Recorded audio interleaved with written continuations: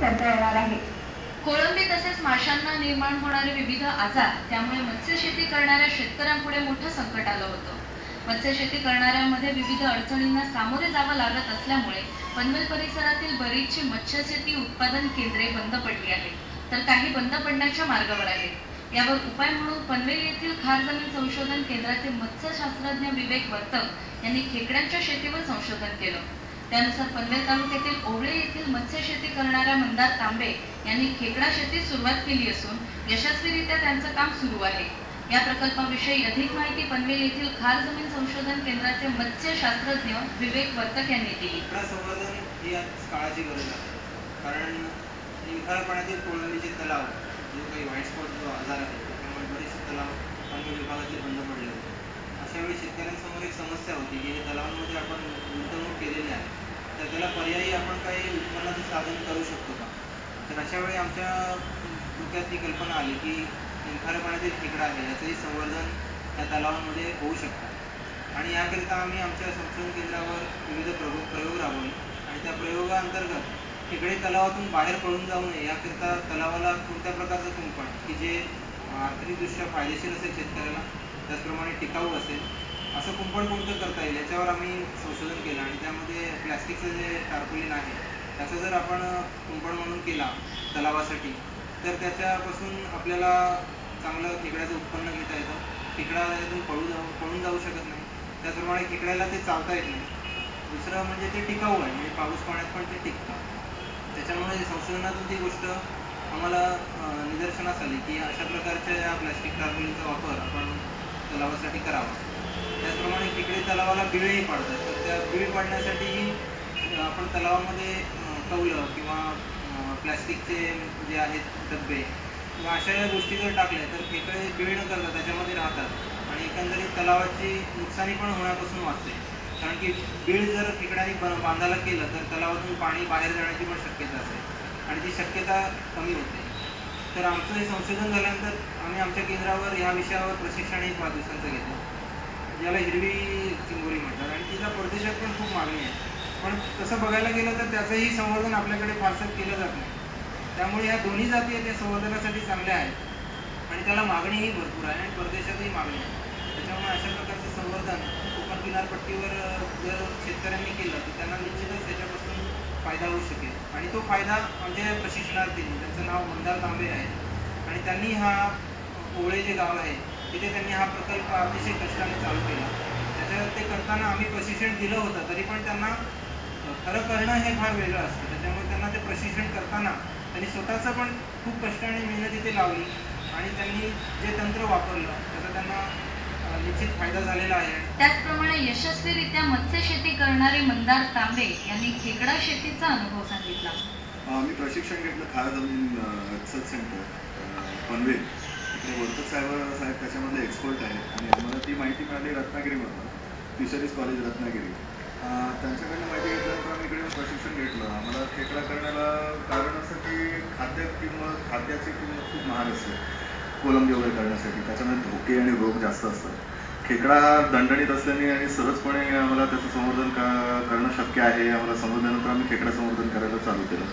साहेबांनी आम्हाला जी मदत केली, इकडे आम्ही कोर्स केला, 6 दिवसाचा कोर्स केला आणि त्याचं वारंवार 10-10 दिवसांनी ते आमच्याकडे नेहमी यायचे।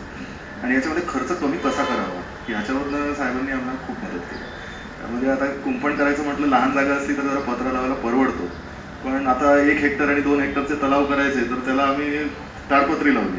ते साहेबांचंच मार्गदर्शन होतं। नाहीतर खेकडे जर पळून जाऊ शकतात खेकडे बांधावरनं, म्हणून बाहेरची वस्तू आत येऊ नये, आतला जीव बाहेर जाऊ नये, याच्यासाठी आम्हाला हे करणं फार महत्त्वाचं आहे। त्याच्यानंतर खेकडे हे जेव्हा स्वतःची काट टाकतात तेव्हा ते एकमेकांवरती हल्ला करतात आणि त्याच्यामुळे नुकसान होऊ शकतं, म्हणून त्यांना लपण्यासाठी आम्हाला हाईड आउट करायला लागतं तलावामध्ये।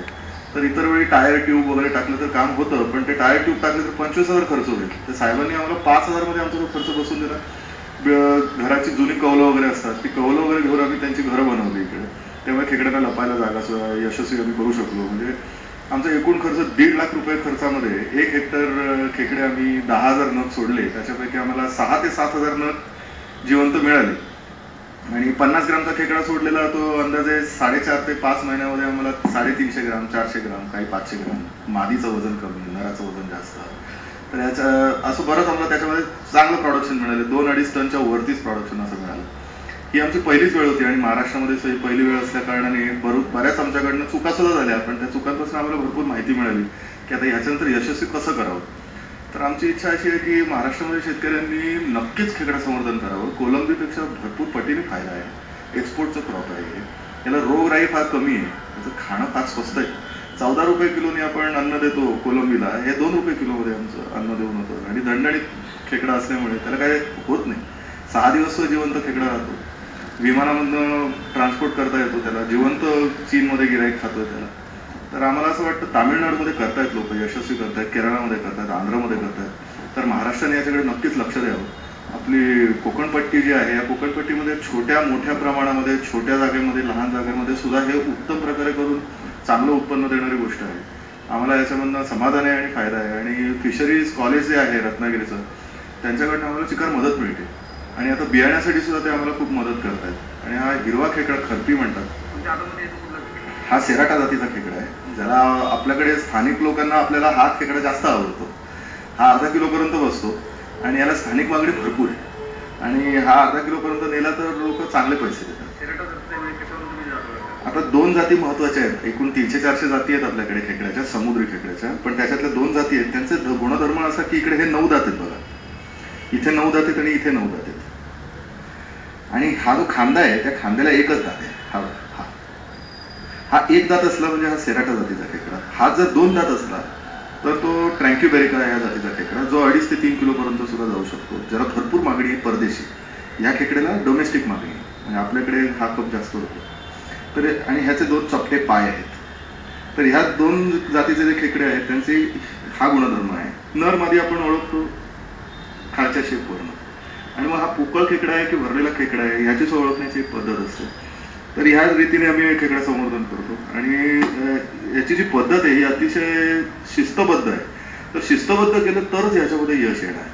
ओबडधोबड काही काम केलं, खाद्य व्यवस्थित जर दिलं नाही, हायडआउट बरोबर सांभाळले नाही, पाणी सांभाळलं नाही, त्याला जर बाहेरनं कुंपण घातलं नाही, तर हे यशस्वी करणं कठीण आहे. बऱ्याच वेळा असं होतं की शेतकरी करतात पण ते अर्धवट करतात. तर शास्त्रज्ञांची खूप मदत आहे याच्यामध्ये आणि ते उत्साही आहे. आम्हाला जागेवरती येऊन सांगतात आमच्या काही चुका झाल्या. आम्ही रात्री अपरात्री फोन जरी केला तरी वर्तक साहेब फोन घेतात, आम्हाला सांगतात. आम्ही रात्री काम करतो, खेकड्याचं काम रात्री जातो. 11 वाजता फोन केला तरी साहेबांचा फोन चालू असतो, फोन घेतात, आम्हाला मदत करतात. याच्यापेक्षा आम्ही काय मागितलं पाहिजे. ते जे देऊ शकतात ते पूर्ण देतात, बाकी आम्हाला केलं पाहिजे. पनवेल ग्रामीण रुग्णालय जीर्ण होऊन मोडकळीस आल्यामुळे रुग्णालयाचं नूतनीकरण होईपर्यंत तात्पुरते